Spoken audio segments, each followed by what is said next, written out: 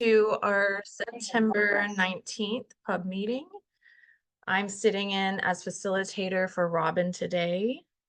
And under Portland City Code and State Law, the Portland Utility Board is holding this meeting electronically. Board members and relevant city staff are attending remotely, electronically, or by phone, and the city has made it available for the public to listen to the audio broadcast of this meeting. The public will have an opportunity to provide comments during the public comment portion of the agenda and can also provide written testimony to the board by emailing utilityboard@portlandoregon.gov. PUB believes and acts upon anti-racist principles. In our meeting spaces and interactions with PUB, while every person has the right to share their personal perspective, we stand against wrongful conduct, particularly any conduct that is targeted towards people that are made vulnerable by systemic inequities. This means stepping up as a community when there is wrongful conduct and fostering a space of learning and growth.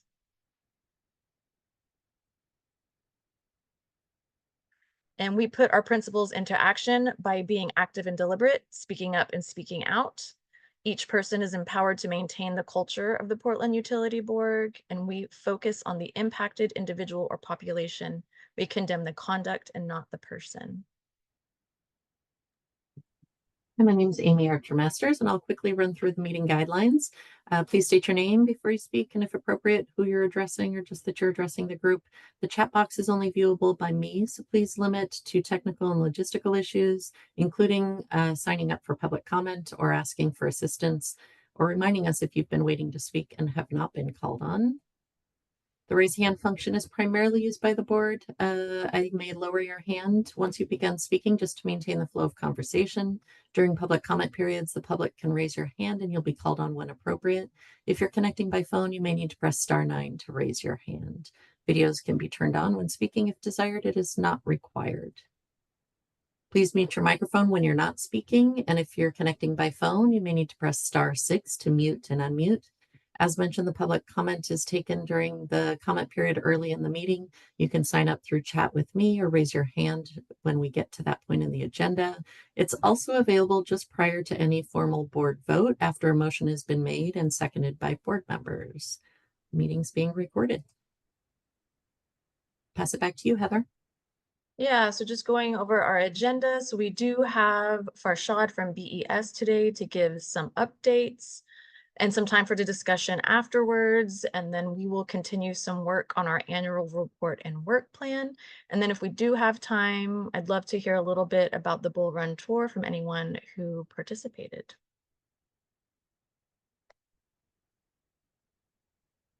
And then we'll go ahead and call for any disclosure of communications if anyone has anything to report.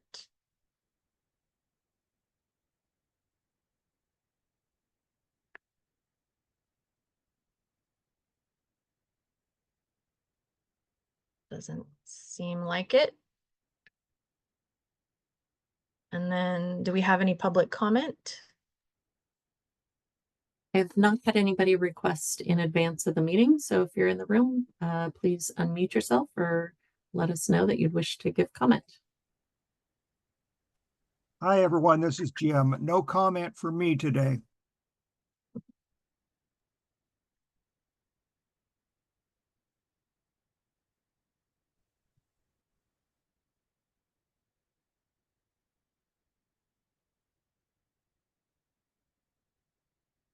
Okay, moving on.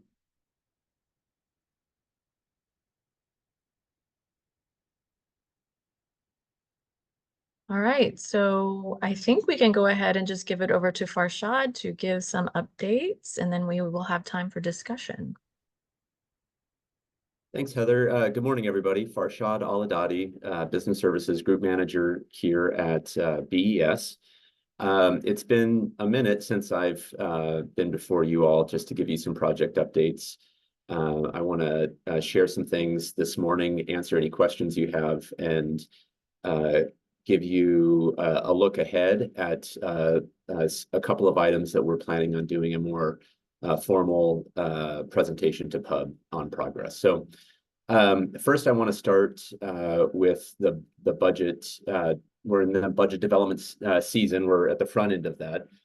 season, and I want to share some information we're getting from the budget office and from the city administrator's office, and how we're responding to that information at this stage in our budget planning process. So some details first, and this is information that is coming from the budget office. Fiscal outlook, I'll start there.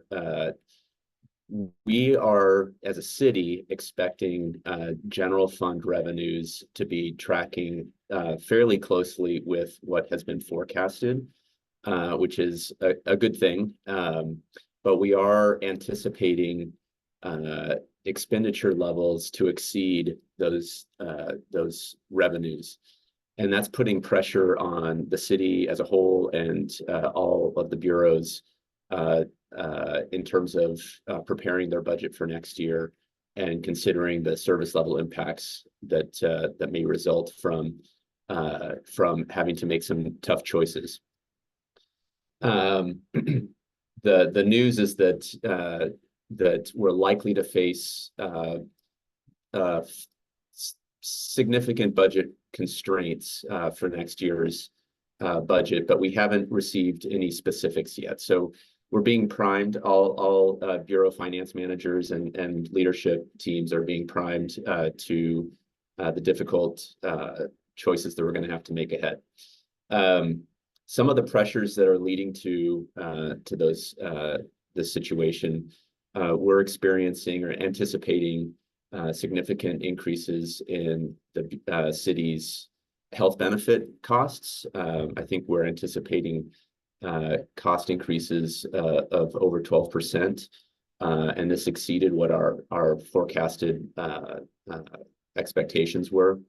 We also know that we have a series of legal obligations that have expenses associated with them that we don't currently have covered in by our revenues. We've been reporting for some time on the cost of capital projects, a lot of inflation for raw materials and labor, as well as delays in supply chain that are driving costs up. One example that I'll call out is the city's move to relocate its fleet headquarters. We're going to move out of the Kirby garage and into a new facility that's better for the employees, better for service delivery, and the cost of that, which may approach $8 million, needs to be borne proportionally by all of the city bureaus, including the public works bureaus.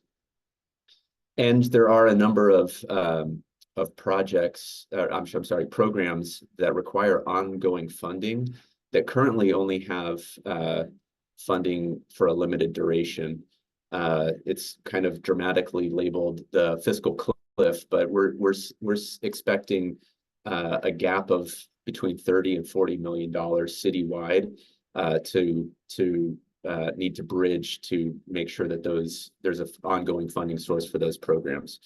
So again, just a very high level pass at some of the pressures that the city is facing that all the bureaus are going to need to accommodate in our budgets.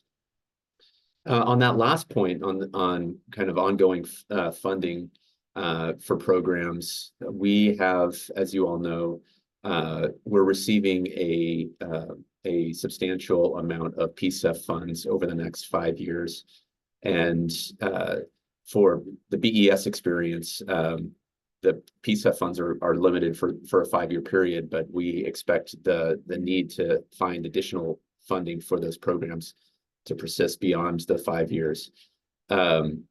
There's both an inflationary pressure on those programs, and also a need to find ongoing funding. We put in a request for additional PSEF funding in this latest round of requests, and unfortunately, other city priorities were ahead of us in line, and BES did not receive any additional PSEF funding. So this is going to be an ongoing kind of resource allocation issue that BES is going to need to work through. In response to all of this, Bureau leadership has been discussing how to manage kind of these constraints as they arise. And recently, we've issued to the Bureau some initial budget guidance. This is not specific because we don't have a lot of details from the budget office yet, but we're anticipating needing to make some tough choices. And to do that, we are starting with some working assumptions. First, that we need to make sure that our current budget, our base budget, and any future budget requests are aligned with the priorities of the city and the public works service area. We're also, we forecasted rate increases for the next few years of 5.15% annually. We know that affordability is a very real concern, and we're anticipating some discussions with council and with CBO on what might be a feasible rate increase. It's possible that we will not have our full rate request approved, and that's going to create revenue pressure on us that will further constrain what our budget spending needs to be. We're also, it's a little uncertain right now how the One Water feasibility project is going to unfold in this next year's budget requirements. Right now, this is mostly kind of an ideation exercise and seeing what's feasible. But it could be that there's some information that comes out of that body of work that drives additional expenses to both BES and to water. So we're waiting to see what turns out there. And similar to the last several years, our top priority is within BES is to prioritize the critical needs of many of our assets, especially assets at our treatment plant and our pumping stations.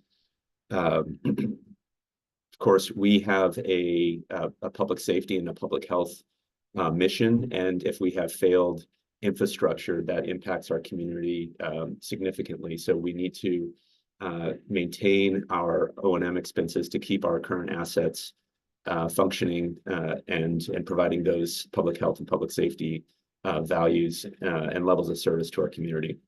So those are going to be important considerations as we build this year's budget. We are, as I said, there's not a lot of solid information right now coming out of CBO. We have a general understanding of what the budget development calendar looks like. In preparation for more certainty, the BES leadership team has been organizing around our working assumptions and the budget guidance, initial budget guidance that we've given to the Bureau. And we're expecting to have a more formal process ready to share with staff and with PUB very soon. And that process, of course, will include timely engagement with PUB on our Bureau priorities, more specifics than I'm giving today. And incorporation of wherever possible PUB priorities into our decision-making process. So that's kind of my remarks on the budget. Maybe I'll just stop there and see if there's any quick questions before I go on to some other project updates.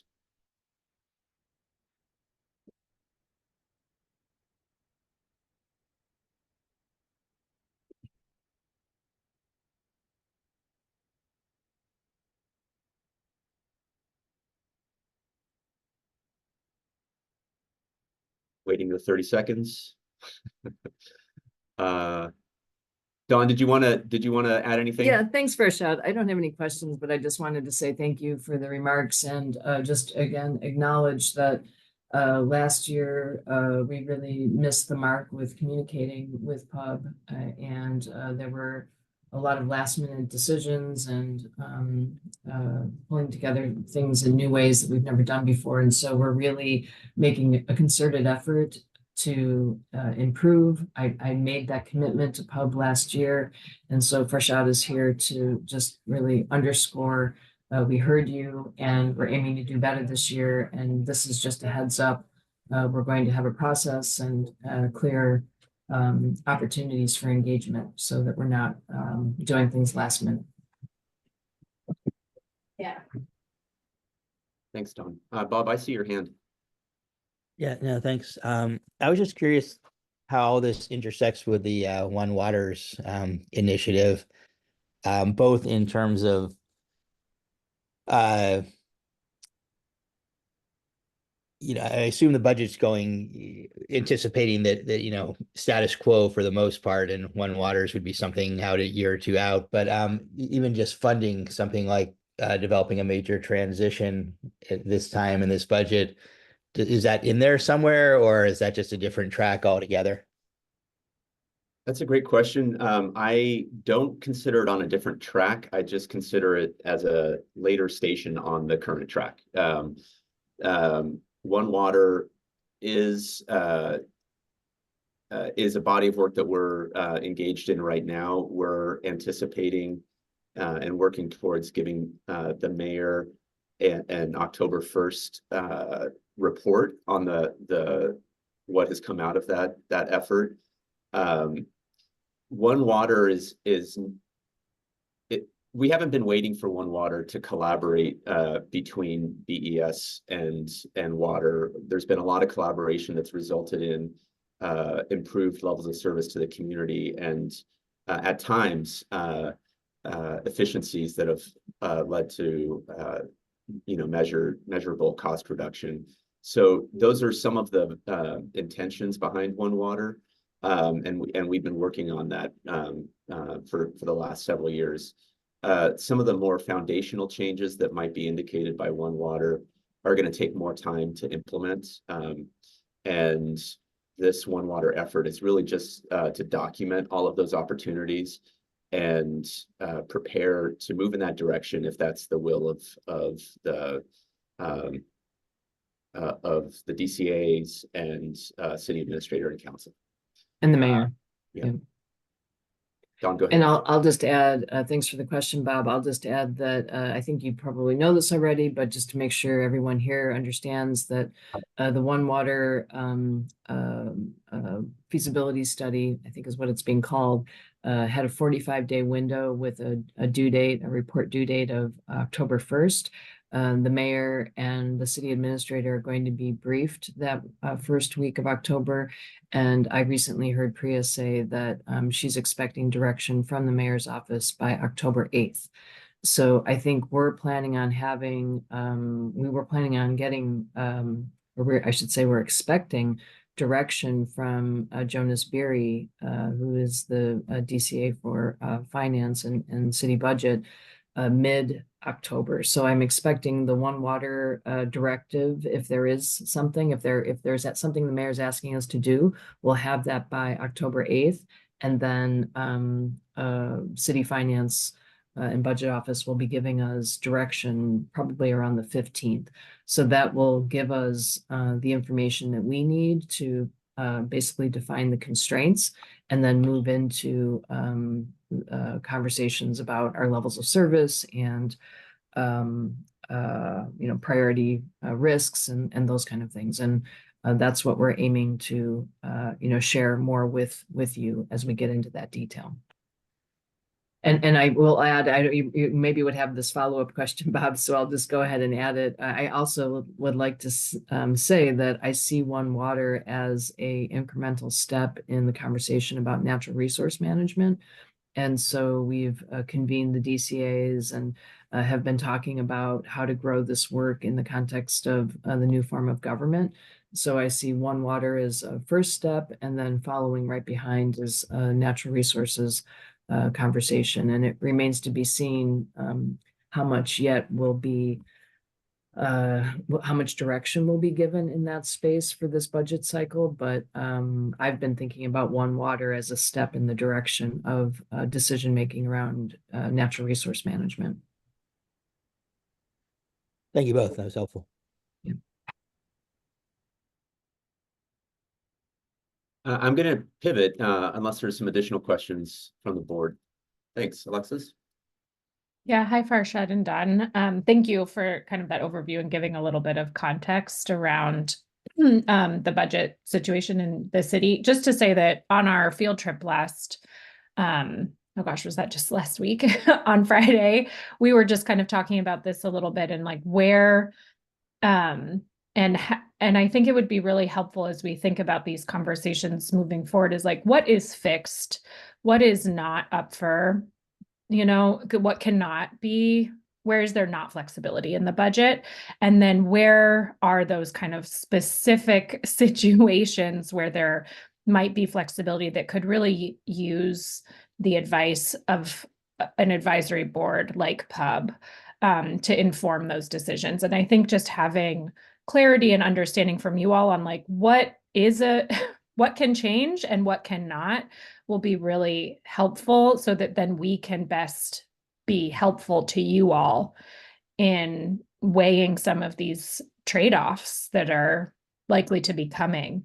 And so I just wanted to share that from our conversation, from an informal conversation during the field trip, and really appreciate you all coming here and keeping us informed of the context.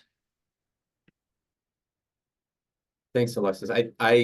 And I'll just repeat what Don said. I think we welcome that engagement and the contributions that PUB has to help shape those choices that we need to make. We also recognize, and we're looking to the experiences of PBOT, for example, have had to make some difficult choices, and they've had a very,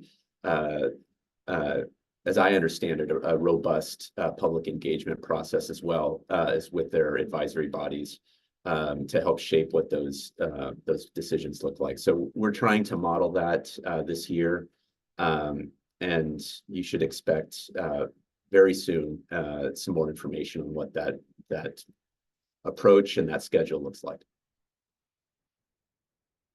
Great. So I just want to, I'm mindful of time here. I have two updates on Tryon Creek and our rate study implementation I want to give briefly. First, a little background on Tryon Creek for some of the newer members that haven't been privy to some of this information in the past. Tryon Creek is a wastewater treatment plant that is owned and operated by the City of Portland and BES. It is located within the city limits of Lake Oswego, and the service has shifted over the history of this plant. It was about 50-50 serving both communities, but as Lake Oswego has developed, more of the demand on that plant has come from Lake Oswego. So we've been partnering with Lake Oswego to replace this plant and transfer ownership over the service delivery to Lake Oswego. This effort was phased, and there was a preliminary phase where we were exploring not only design and technologies, but also the funding mechanisms to pay for the construction and operation of the plant, and how those costs would be shared between the two jurisdictions. We left that preliminary phase about a year ago. The starting assumption was that we would be seeking private funding to pay for this work. Lake Oswego has done a tremendous amount of due diligence, and over the course of the last year and a half, 2 years, we've all recognized that the cost of private funding is more expensive in our circumstance than if we were to pursue public funding options. And we've decided that it was in the best interest for both communities from a fiscal perspective to pivot from our initial assumptions and using the contractor that we were working with and the private funding source into a more competitive and publicly funded process. Unfortunately, the downside to this is it's adding a little bit more time to the project development phase, which has some associated costs for both jurisdictions. But we feel over the life of this project, which is anticipated to be 30 years, not the building and operation arrangements between the two cities, we feel that it's in the best interest of both communities to go in this new direction. So you should expect a more formal briefing on status of this project later this fall, but I just want to share that we're working with Lake Oswego to initiate the public competitive procurement process. This started with a request for qualifications by interested contractors that was released on the 19th of July. Those contractors were invited to do on-site tours of the facility and where the new facility would be sited. That happened mid-August, and we are using that information to build an RFP that will be going out within the next year. So like I said, a much more detailed briefing to come, but I wanted to let you know that it's been a while since I've reported on this. Just wanted to keep it on your radar that this is still a significant capital project for both communities. It's still very, very much alive and well, and we think that the path that we're on is actually of greater benefit to our communities. Any questions on that before I transition to rate study?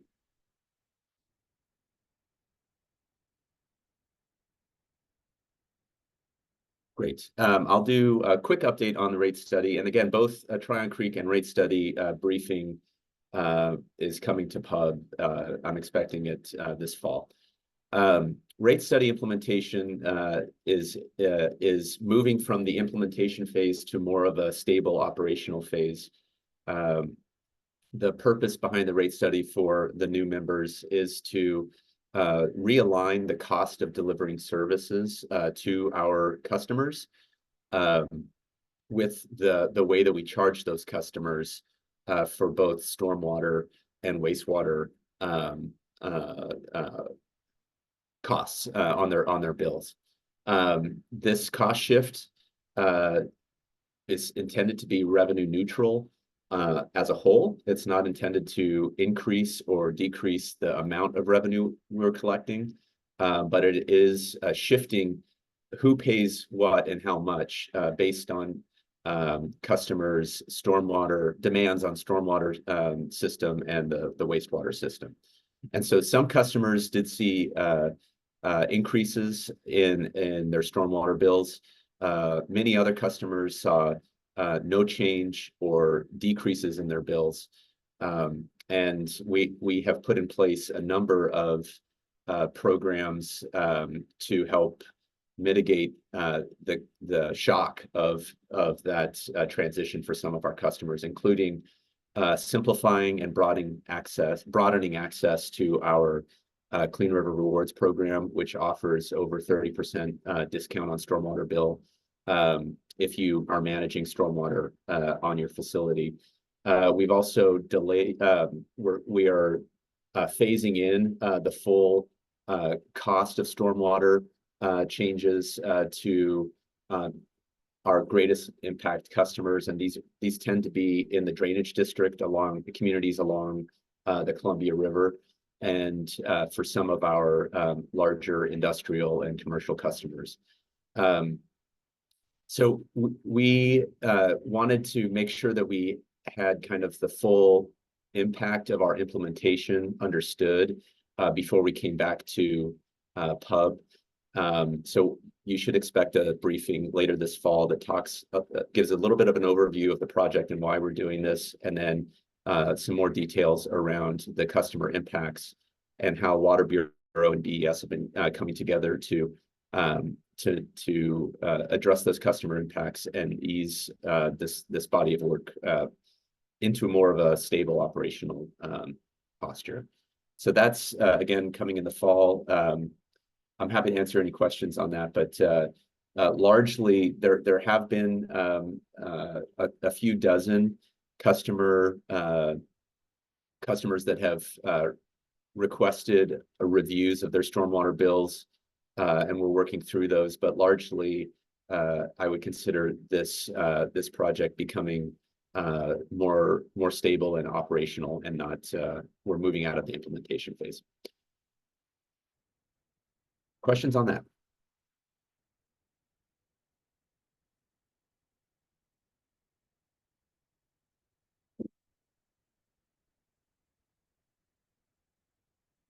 Great. I'm happy to answer any other questions on any other topics while you have me.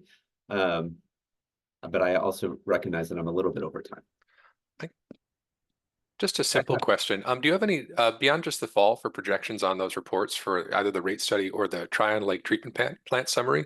Do you have any like firmer dates, like end of October, early November, or just anything more concrete? Yeah, I am shooting for the end of October, maybe the beginning of November,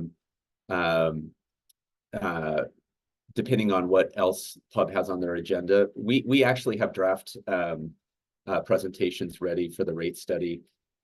We've just been holding off a few weeks to make sure that we have the most current information to bring to you.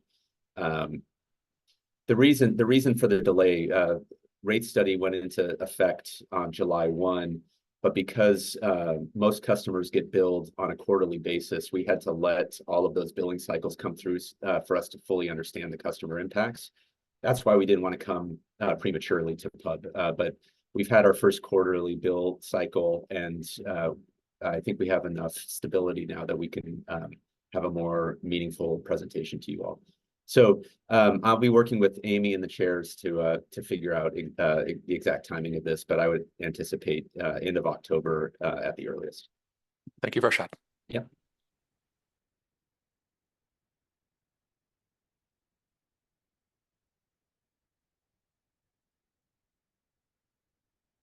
Okay.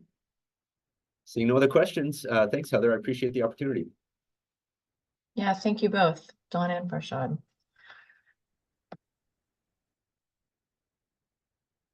All right, well, we're going to continue work on our annual report and work plan, and I know that Amy is going to share her screen.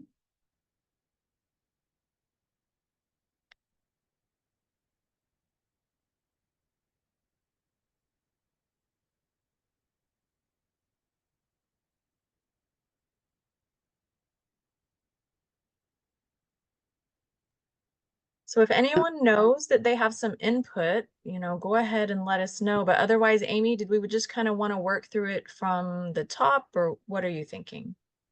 Yeah, so I mean, just let me start with just a few reminders. So, again, this is the goal of the report is to report on prior fiscal year, so last July through June, kind of what the key accomplishments were of the board, what the impacts were, what some of your challenges were, some of the operational details, and then it also kind of sets forth your current thinking on your work plan for the current year. So as we've discussed, the work plan is an ever-changing document, but this is kind of in this snapshot in time what you've identified as the priorities and any values or frames that you want to make sure that you're capturing in this document, because it becomes a part of the public record of the work that you've done and what you're planning to do. And then I use it to track your progress through the year on, are there things that we had on our work plan that we haven't been able to reach yet, and come back to those or identify whether those are still priorities for the board. So we do have check-ins throughout the year when appropriate, and also use it with the leadership team. So that's kind of the frame of what it is. The code requires that the board submit this annual report and work plan in September each year. And so we've, tried to meet that deadline every year and been successful, at least during the time that I've been with the board. And the The challenge this year has been usually we have these conversations about the specifics of the report, some briefer conversations over several meetings, but the agendas and some of the priorities that you've had have pushed this a little late in the cycle. So it's a decision for the board, depending on the level of feedback that you have on the document itself, how much work there is to do as far as changes and updates, whether there's enough time during this board meeting to reach some sort of decision related to the current draft and kind of the next steps.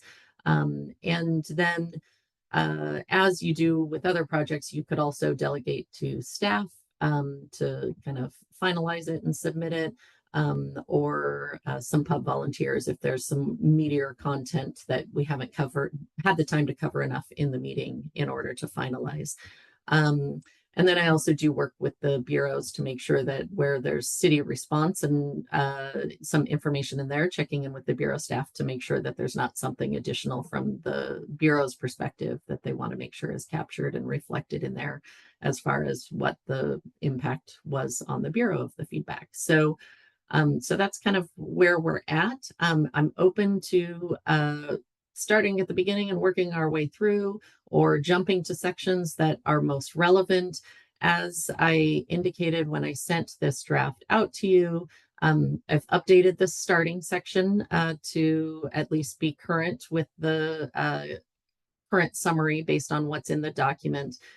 So all of the black text throughout the document is where I've either taken some old information and updated it for the current year, or just drafted some new language for this year's report based on conversations that have happened in the board meetings.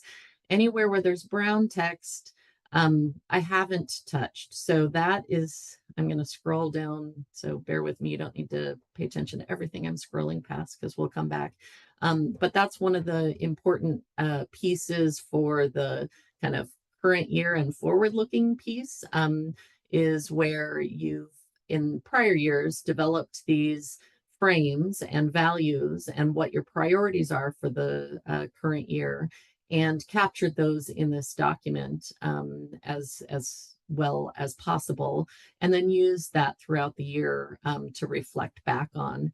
So this still has the priorities that the pub decided last year, and the language in here is all just straight from the last version of the document. So I've not made updates to this because you haven't had direct conversations about that yet. So that's a key piece that would need to be discussed more in depth, and a potential area to spend some more time on.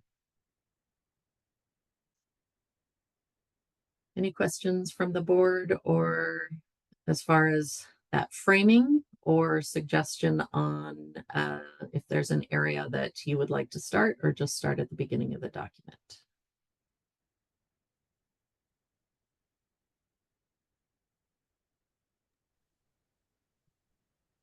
I'll just go ahead and speak.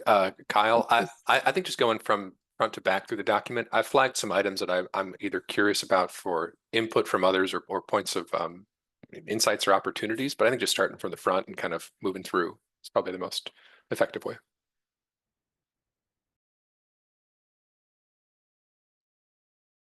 All right, folks, so just feel free to unmute and start speaking if there's something that you want to highlight, or if there's already somebody speaking, then go ahead and use your raise hand function. So as I mentioned, this first section is just the high level executive summary. So this is where you would want kind of the whatever elements you think are most important. If somebody's only going to read this page, make sure that it's capturing the pieces that you consider most important.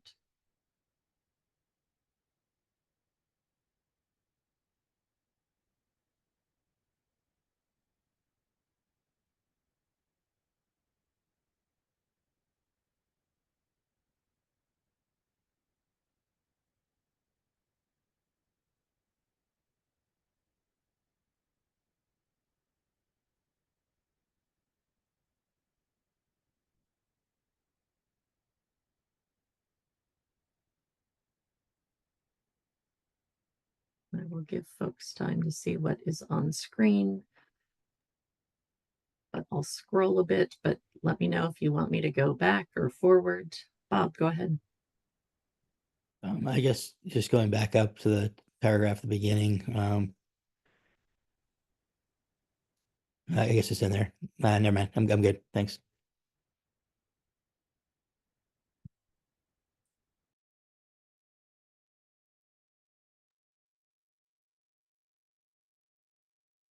Go ahead, Joanne. Mine was actually like the next paragraph or two down. I was waiting for you to get back there. Yeah, right here where it talks about the board has worked effectively with Bureau leadership to maximize their timely engagement impact, although these efforts were overridden with short notice and inadequate timelines. I wonder if there's a way that we can make it clear that those were at the city or council level. Even though you talk about it later in the document, it's pretty clear that it is, city and council decision maker leaders and not Bureau staff, just in case somebody only reads these first couple of pages. Is there a tactful way to say, short notice and inadequate timelines, or, decisions by council that were, communicated to staff and then pub at basically the same time. I haven't quite wordsmithed it out. Decisions of council.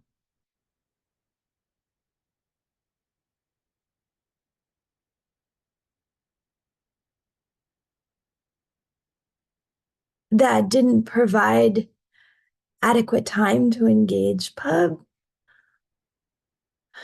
I'm not sure. I'm open to wordsmithing from other folks. I just, as a Bureau staff, like the last few big decisions we've experienced at the Water Bureau, we found out the same day you did. Yeah. And so it's not that Bureau staff aren't telling pub, it's we're finding out and we're telling pub, and there's barely time for us to respond. That's why there isn't much time for pub to respond as a group. That was all. Thanks. Out of curiosity, was that a hallmark of 23-24, or even extending into this current year, that trend has persisted specifically from the Bureau's perspective? Without putting people on blast either. Yeah, no, and I would say like the One Water Initiative, for example, I found out the same day you all did. So my experience as a staff is like, hey, the mayor just sent a press release. We're doing a new thing now.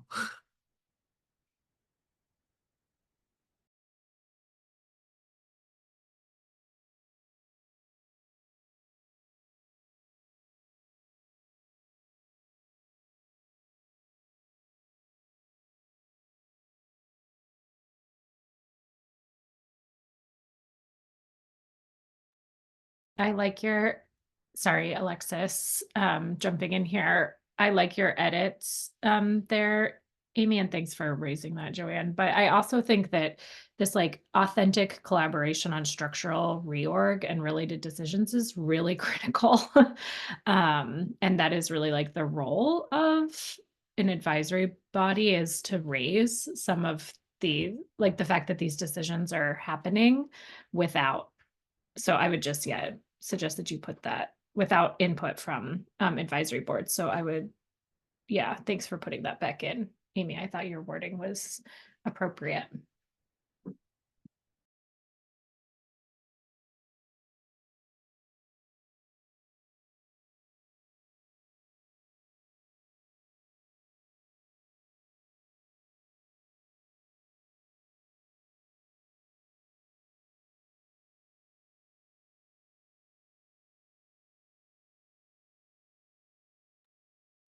Okay, I'm seeing some general support for that, so I'm gonna continue to move forward, but I can jump back at any point. So this next section is just literally me taking a look at all of your agendas over the prior year and trying to capture kind of the key topics that were discussed. So broadly, this is just for a quick, easy to look at list of the key policy and programmatic issues that you discussed. And it's always a little, hard because we're looking at the prior fiscal year and really you've already done a lot of work in the beginning of this quarter, but that would be captured in the next report. So I've just done kind of what was prior to July.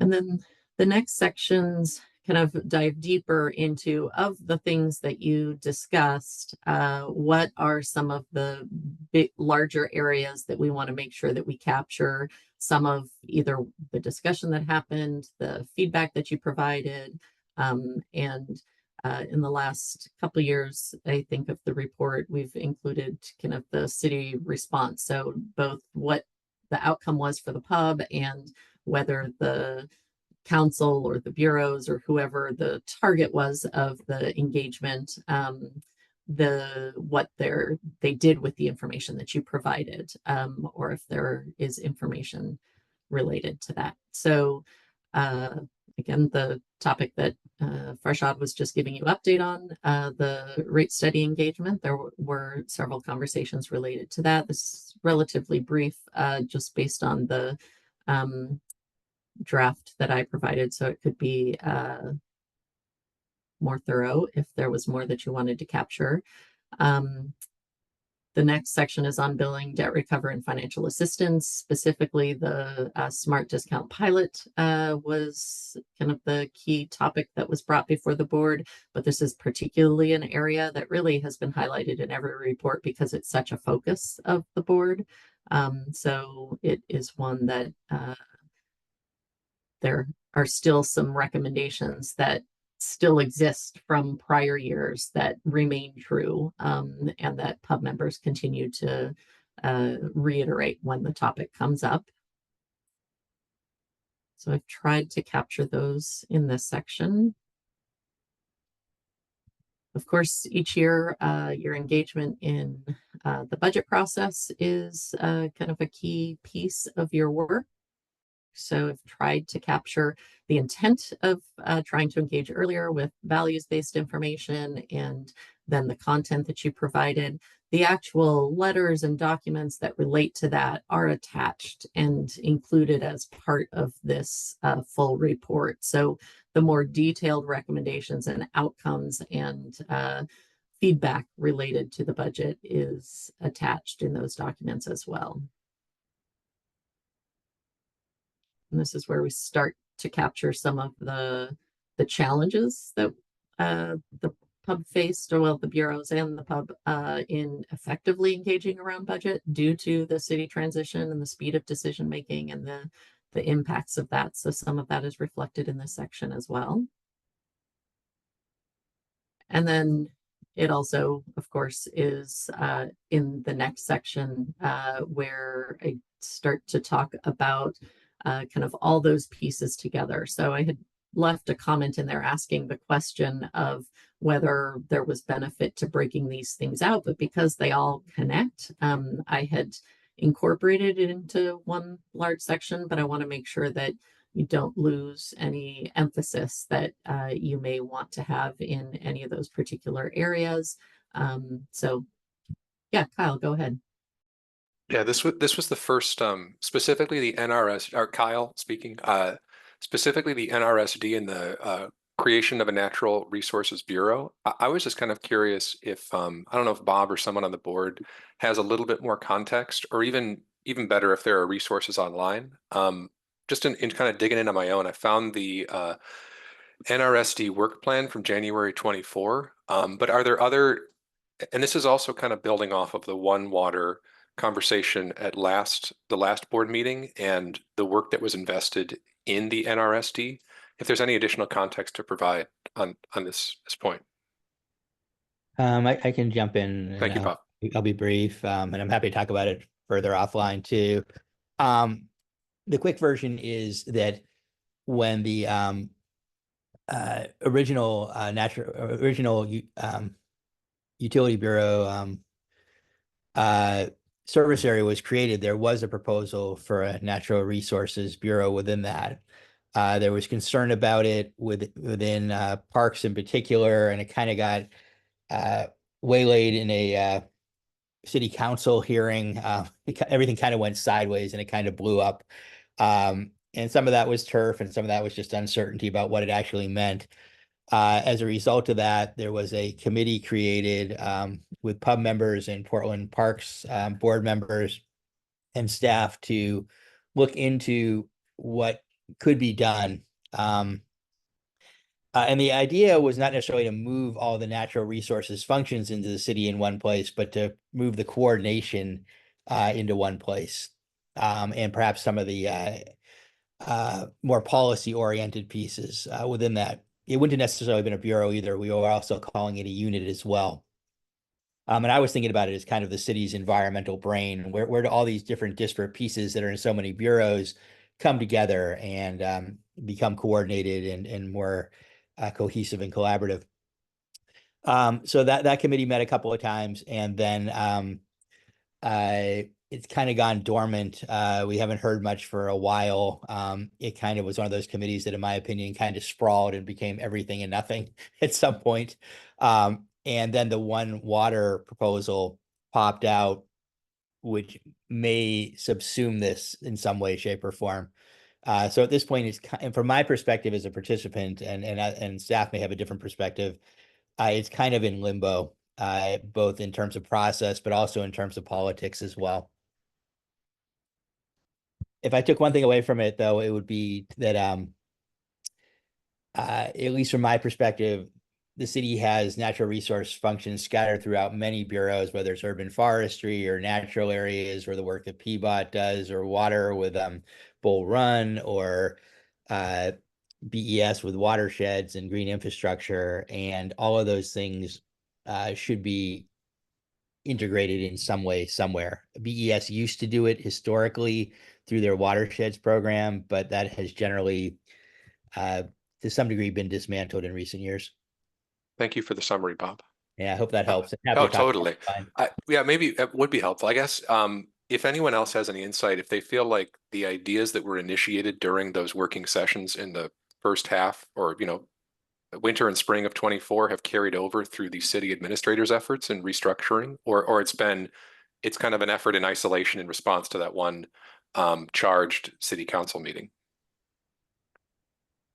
I would venture to say that part of the stagnation or the suspension of that work was during the transition in structure and the delay in bringing new city administrators up to speed. And then, as Bob mentioned, kind of the One Water effort coming out at the same time.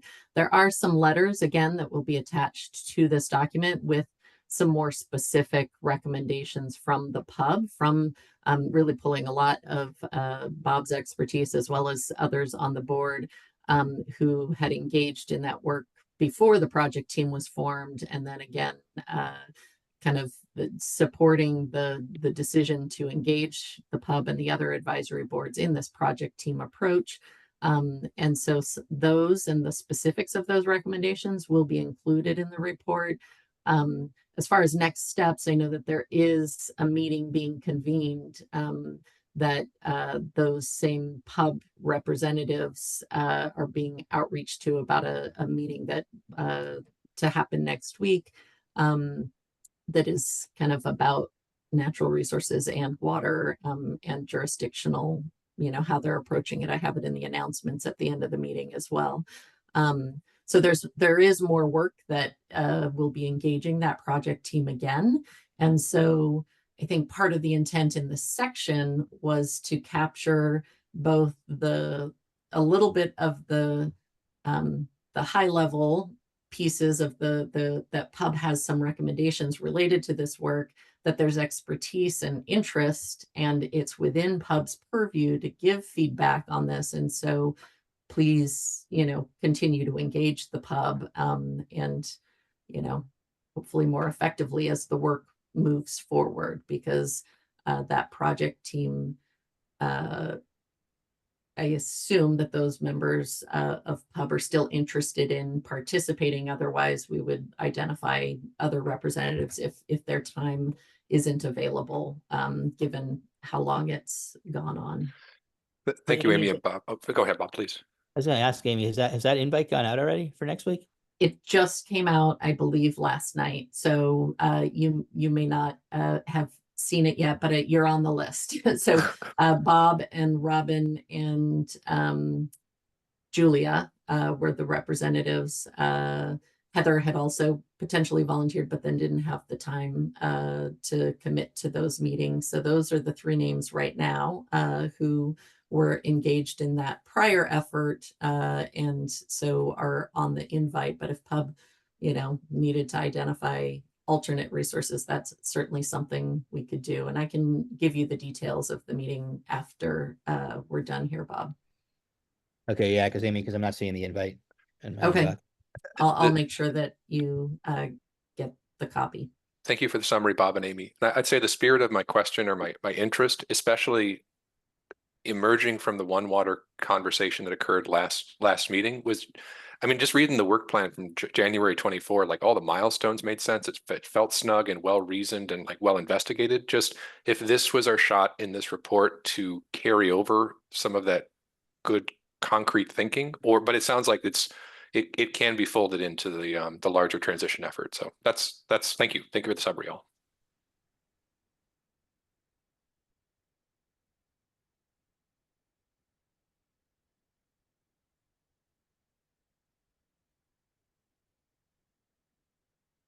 So again, my emphasis is to try to harken back to what we continue to hear the PUB ask of council and the bureaus, but particularly of council in this current environment, is that the advisory boards like PUB be engaged before decisions are made, so that early and authentic engagement is kind of the key message that I'm hoping to communicate throughout this section in particular, but the document as a whole. Kyle, go ahead. Thank you, Kyle. I don't think that this is a good, I'll just ask the question just because I think specifics are helpful. It's not valuable for us to try to say like within, it's at certain levels of policy making, if we could have a 1 week heads up or like try to give some more concrete timeline rather than just saying before a decision's rendered. I don't think it is, but. I don't know what that timeline would be because it really depends on the specifics of what is being asked. Yes. A week is definitely not enough. PUB meets twice a month, and so it needs to be early enough that at least a week prior to the meeting, we're putting out public notice so that the public knows that you're talking about it. So, I mean, my approach in engagement work is always to plan, probably a month or two out when possible, at least, just to make sure that you have opportunity to have discussed it, for them to engage, to provide some feedback. So the timeline, which is the challenge, right? Because for it to be authentic engagement, you need time for them to provide input, and then for whoever's working the project to integrate that into their plan. Otherwise, Yes. if the plan's already fully baked, then that wasn't really authentic engagement. So it's hard to put a timeline, but I'm certainly open if PUB has an idea of what one would be. I mean, some boards only meet once a month. So, I believe the Parks Board only meets once a month. So their timeline, would require more than even PUB's because you at least have the double meetings.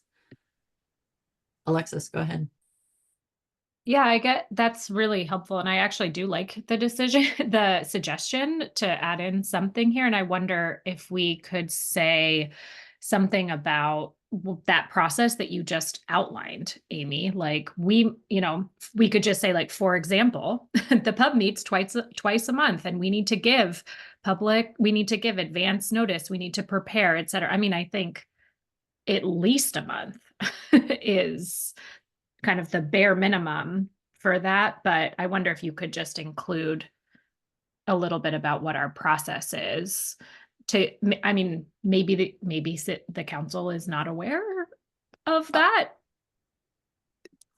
Go ahead, Kyle, sorry. Oh, no, no, please. Actually, the points you bring up, I'd be happy, Amy, too, to like, I love mapping stuff out. I love visualizing it. And if it's even valuable to like build a little visual schematic of the frequency of our meeting and maybe the timing relative to communication coming from different bodies, or also the kind of thinking I was going for earlier was like, if there's different levels of decision making, like budget is something different from, I don't know, reports, or I don't know what those different levels could be, but if you, I'd be happy to help visualize this and include it in the report just as a helpful reference. But I love specifics on timelines, so I'm glad you vibed with it, Alexis. That's what I'm trying to say. Go ahead. Yeah, I like the idea too. I mean, I think it's also challenging, of course, because we start to get into really, really long processes, right? If the pub needs a month and then it needs certain ramp up time for, I think so, but I think that's helpful. I think, and maybe what I would put a fine point on as well, because I do think this is the issue, especially going into a new form of government, as to what is the relevancy of the pub? How does the city actually view us? Are we a partner? Are we a citizen oversight board? Are we just sort of a nice to have that gets to weigh in a little bit more than the public at large? And I think maybe asking some of those questions, posing them, that this has been a chronic problem, that the pub has, maybe to put it too bluntly, been something of an afterthought. It's already a done deal, but we're going to inform you of it after the fact or when it's really too late for you to have much of an impact. And it's really important as the council transitions and the bureau is reorganized to really consider what they expect out of the pub and what its role should be. And that if they do want serious community oversight via the pub, these are some of the things they're going to have to consider. And I think that gets to Kyle's timeline. But I think what the timeline gets to is that they need to actually build us into decision-making processes. And my guess would be that when you see a map of decision-making processes within the bureaus, we're probably not really on there.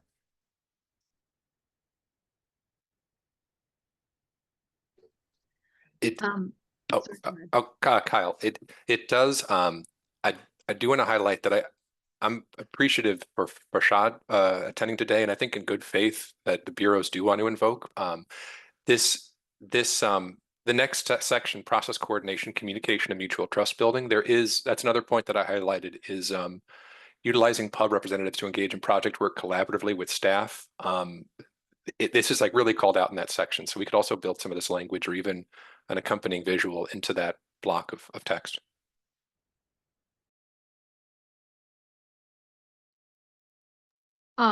This is Lauren. I just want to echo what Kyle was saying.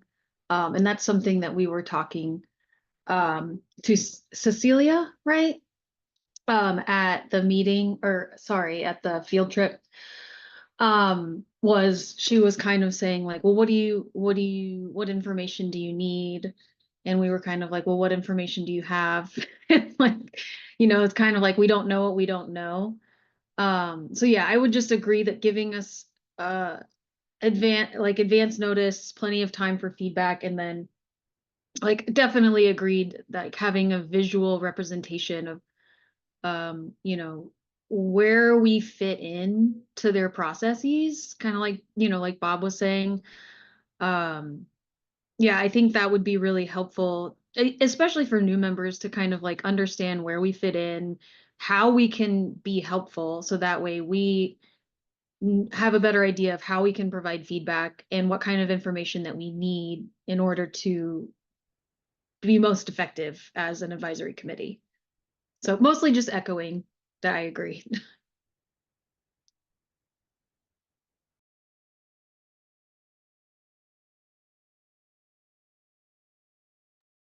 Go ahead.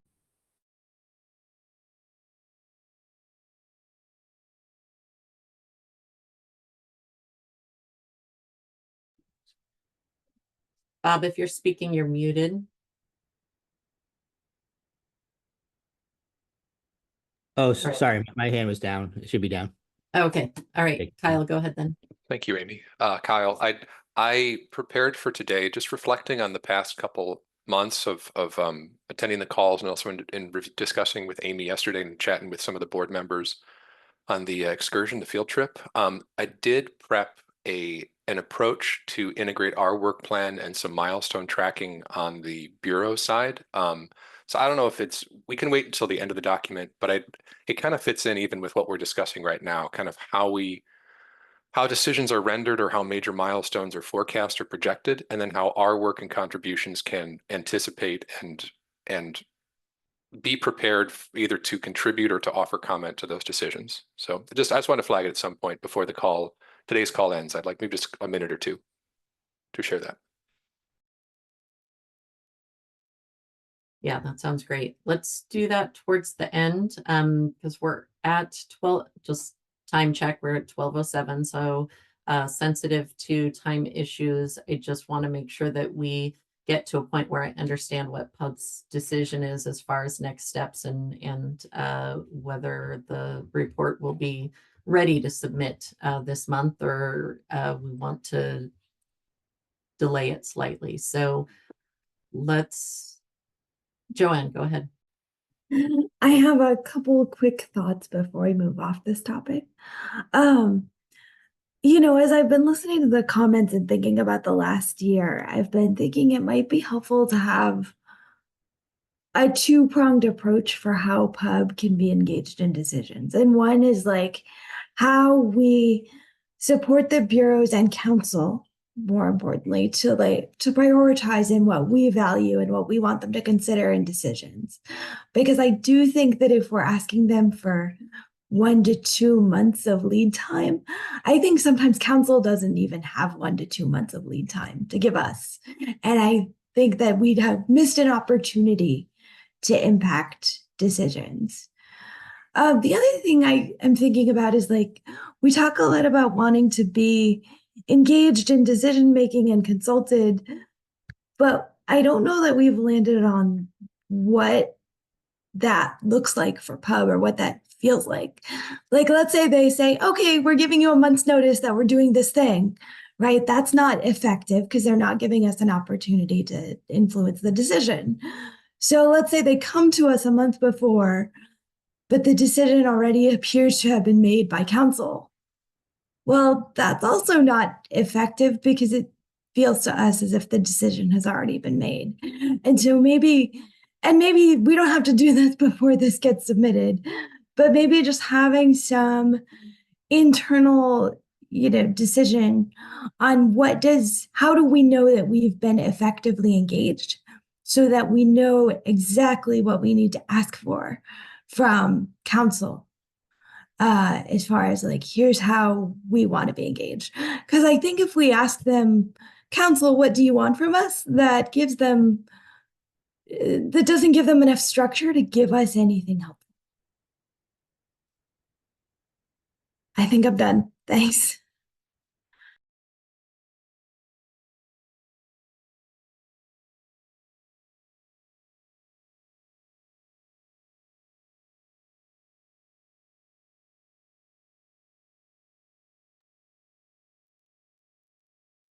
That's helpful feedback, Joanne. I think it's a great idea for us to come back to as an internal tool to just understand what has been effective and when it is impactful and what that looks like, so that we can use that to inform kind of those processes where it doesn't feel satisfactory.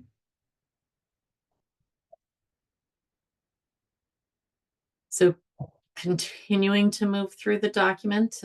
So as you mentioned, although I started to touch on these topics up above, so some of these notes that I've added in red perhaps belong integrated somewhere down in this section, not where I've temporarily placed them based on our discussion.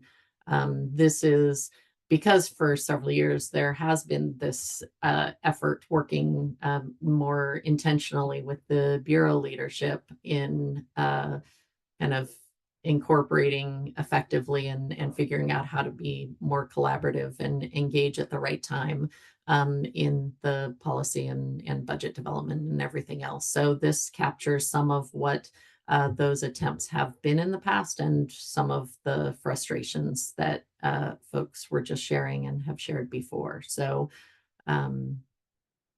so it talks a little bit about that project team approach and some of the intentions, I think, for the future. And this is something that could be developed more detailed outside of this report. And then finally, just to keep the mention of some important policy work that has been done in the past and the revisit of that, as well as continuing to have it as a priority moving forward, given workforce related issues that will come up during transition and have already and will continue to do so. So just highlighting it as an area where there are some existing recommendations and interest in continuing to touch back on this topic. So that was the end of the impact section, at least of the items that I had identified to incorporate into the report. There may be some other sections. I haven't received anything directly, but if there's anything else to add. Not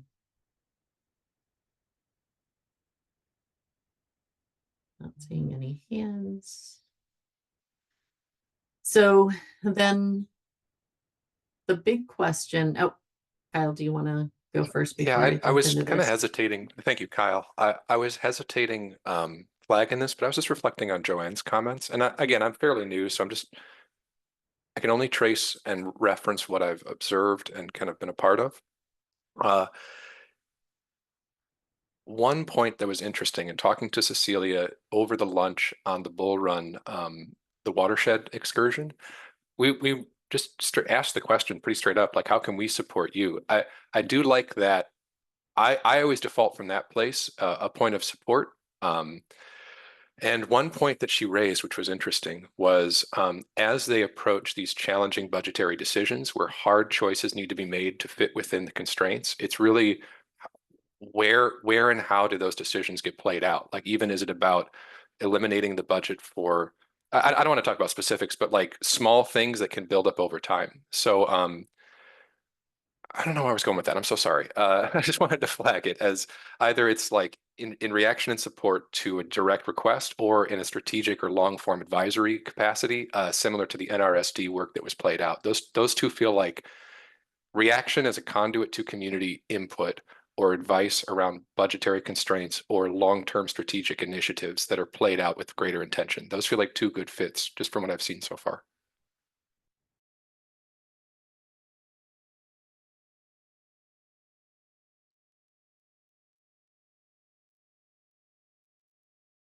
All right. That's helpful. I think we'll definitely circle back to that. So this section, now I'm struggling because we have 15 minutes left in the time that we have for this meeting.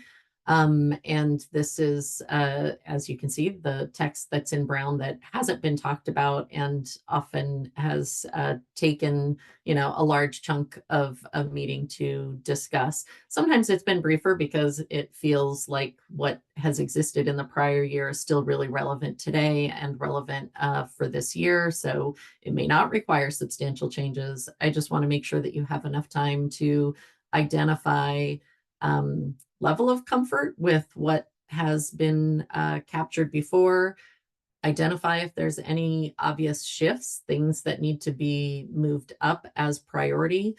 For many years, the board just had their long list of values, which are basically all of these bullets, and intentionally decided not to prioritize them, not to put them in any order, because they were all important to the pub. And the challenge, of course, with that is that then knowing that all of these are important makes it really hard for a bureau to make a decision that reflects your values if cuts have to be made, changes have to be made. And so you need to have some trade-offs. And so identifying what your most important values are and how you're evaluating information becomes more important when you get to that trade-off discussion. And so that was the reason why in the prior year, there was a shift and an intentional decision to say, these are our highest priorities. We still care about all these other things and we're paying attention to all these things. But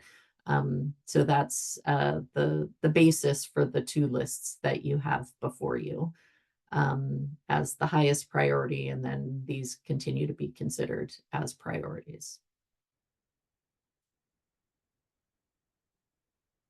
And the next sections are then the 4 kind of key areas and narrative behind the types of questions that come by paying attention to these priority areas. And so these the pub has used for the past several years with racial equity, climate crisis and climate justice, innovation, effectiveness, and public transparency, and interagency and cross-sector collaboration.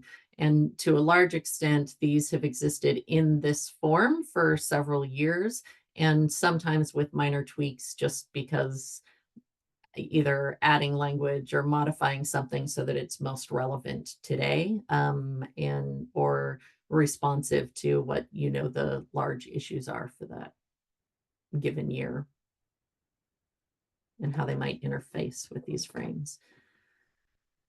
So feedback from the group on how you're feeling about the prior draft as it stands in the document now. Do you have enough time to consider it fully, or do you want to consider whether you include these in the report, whether you want to proceed with the report and some of the changes that have been made so far? What are you feeling next steps?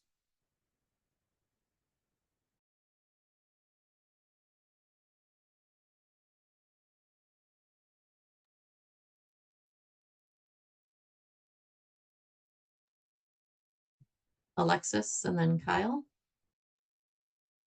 Thanks, Amy. I am feeling like it would behoove us to have further conversation on our October 1st meeting to go over the plan moving forward.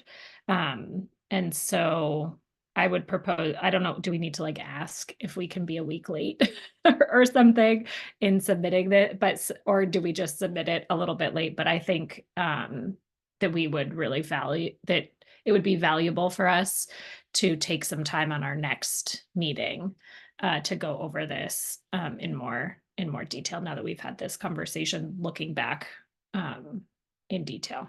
So that would be my proposal. In response to, do we need to ask? There's not really necessarily somebody to ask. I mean, we could certainly inform and check in with the Priya and the Deputy City Administrator over Public Works, since she's kind of the point person now related to the utilities and the connection to the city. But I think you could make a decision as a board that you're not meeting that deadline as long as there's a record behind it, and then we continue the conversation and are still moving it forward, timely. I think that's fine. It could still be submitted.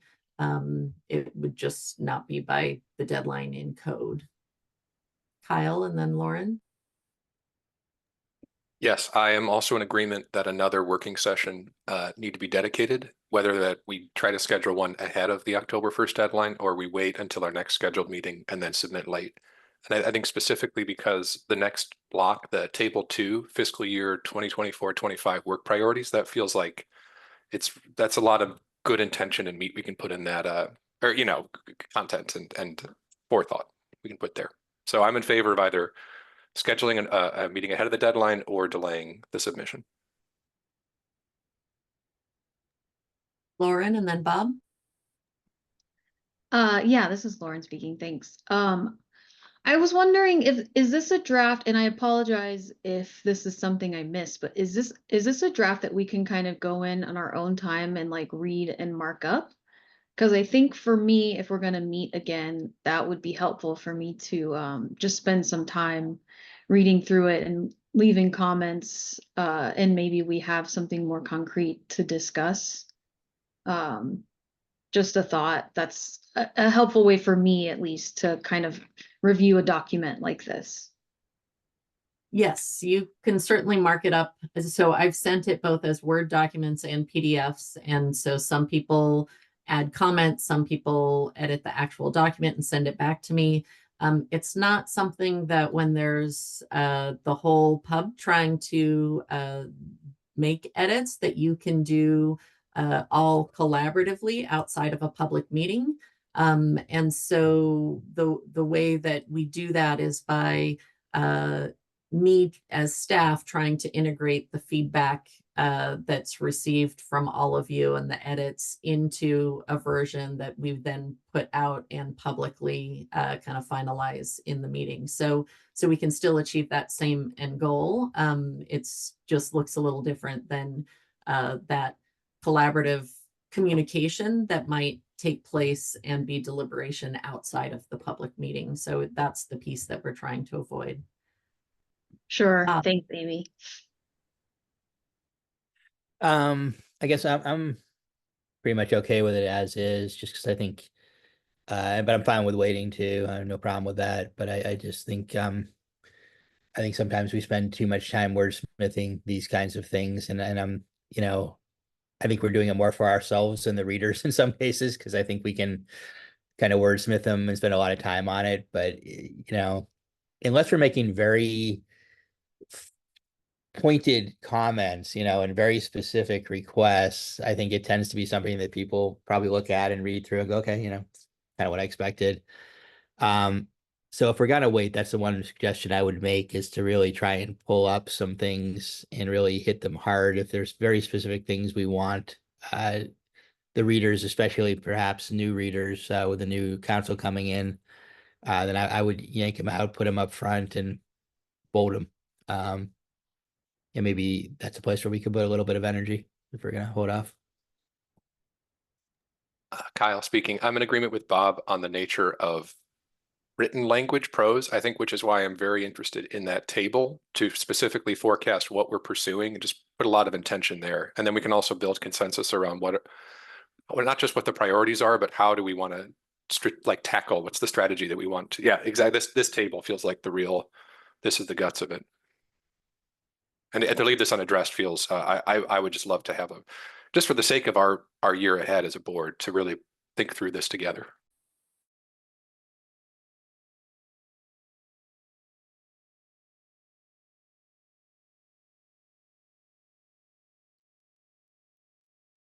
Okay, so I think I heard a mix, but it seemed like more leaning towards one more conversation and potentially at the October 1st meeting. So not meeting the deadline, but still trying to be timely soon thereafter. Does that work? And can I at least get thumbs up whether there's from the forum of board members who are here, if that seems accurate? I don't like missing deadlines, but I think it is valuable. Kyle speaking. Kyle doesn't like missing deadlines, but this is the guts. This is what we're pursuing. I just want to I want to talk about this. So thank you. Okay. So I saw general agreement from folks on that. So I am going to stop sharing this and take us back to the final announcements, because we will not have time. Let me just get it back up. Sorry for the delay. We will wait to share reflections on the tour at a future meeting. So we'll come back to that and hope to hear from the folks and who participated, and hopefully we'll have more of them present too, because not everybody was able to make it today. So we'll touch on that in the future. So very quickly on the announcements, as I mentioned, there is the meeting planned is a peer city jurisdictional kind of planning meeting where they will have city representatives, hopefully including representatives from the pub, as well as Parks Board and Urban Forestry Board, and other internal kind of subject matter experts. And they are working to learn about water and natural resource service delivery models. And so the panel will include representatives from U.S. Water Alliance, San Francisco, Bellingham, King County. So some folks with a broad range of perspectives. So hopefully I'll attend as staff as well, just to make sure that I can capture some of the conversation that takes place, but hopefully we'll have some pub representatives there. Recruitment of the staff support position continues to move forward. Had a great panel, and we're just kind of finalizing those last steps. So hopefully by the next meeting, I'll have a final update for you. Still looking for an administrative review committee representative if any pub members are available for the October 8th meeting. Those are in the morning, generally between the hours of 9 and noon. Sometimes they're shorter, it depends on the agenda. Sometimes they're canceled if there's not any reviews. I haven't heard for sure whether there are items on the agenda yet. But if anybody is available on that date and interested, please let me know. And we're also still seeking co-chair interest. So as we get closer to the year, we'll be pushing harder to make sure that we find somebody in this group who we have at least one person, hopefully two, who are interested in serving in that role. Thank you, Heather, for stepping in and facilitating with us today. That's a great way to kind of step into it and see what that role looks like. So if you're interested in doing that in a future meeting, Robin, the current chair, is more than happy to share the facilitation of the meeting. So any of you are welcome. Reach out to me and let me know. Lauren, go ahead. Thanks, Amy. This is Lauren. I was just wondering if you maybe had like 5 minutes after this meeting that we can talk about what review committees and co-chair duties look like, because I might be able to volunteer for one or two of those. Yes, absolutely. Okay. Just stick on and we'll connect. No problem. Thanks. Lorraine, go ahead. Hi, Lorraine Wilson, voting member. Pub members, I am kind of looking, and Amy, you can probably advise in all of the transition that is happening. Is there any definitive conversation that is happening about boards and committees, advisory boards and committees, and where they're going to be fitting into the new structure? Because as far as I'm aware, I don't think that any conversations have been happening, and I am curious to know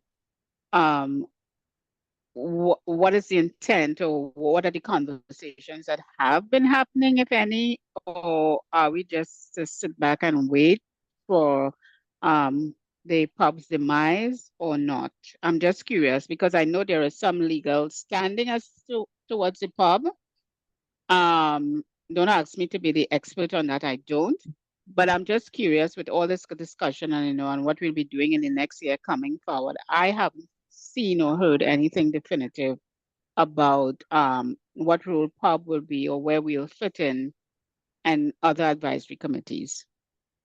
There's that might be a good topic for a future meeting, and maybe I can give a brief update. I mean, the short answer is yes, there are conversations that need to happen. No, I'm not aware of any structured conversations that have happened yet. So the former Office of Community and Civic Life was kind of the central repository that we worked with for best practices, and they convene advisory board support staff like myself. We meet monthly to get kind of updates and talk about best practices or challenges regarding recruitment or whatever. So it's just a network, really.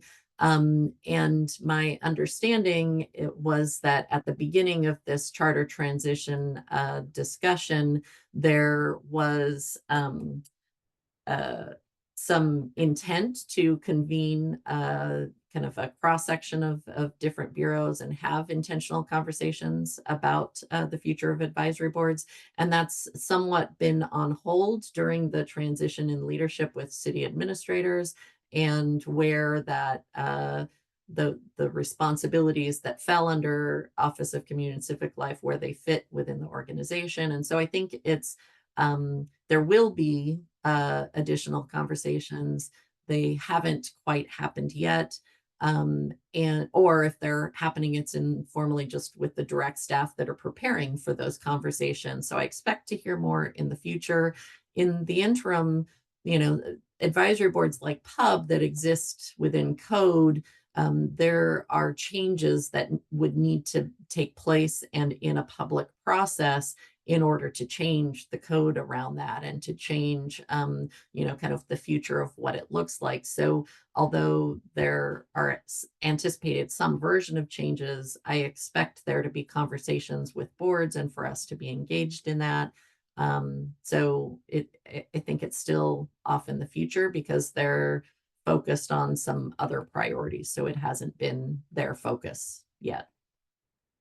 And Amy, not to jump, just to finish my thought, I am speaking about at the Mike Jordan level. I'm not talking about former Civic Life staff members or whatever. I'm talking about at the most senior level, because Mike Jordan is the one who has been driving the transition. And that's the level I'm talking about, is that at some point in time, I would appreciate having him come and have a conversation about, hey, have you been thinking about this? Have you been speaking about this? And what is your intent? And all of that. That's the level I'm talking about. So I just wanted to clarify that. Thank you. Yeah, that's helpful. And that's the piece where I said that, maybe at a future meeting and in the interim, I can reach out to find out just for a status update from the folks who would be in the know about that, and who would be the right person to come and engage. So I will look into it.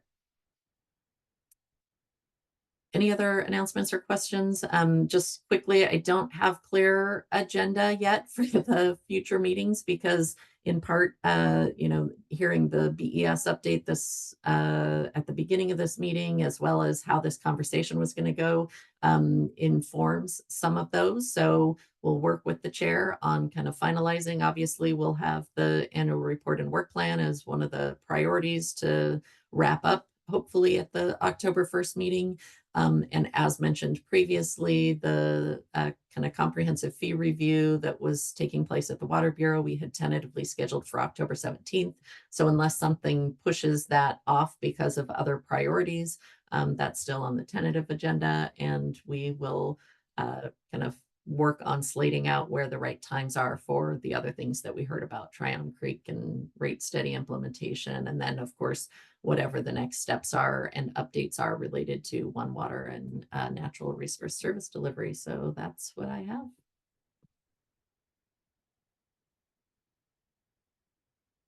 Anything else for the good of the order before we close?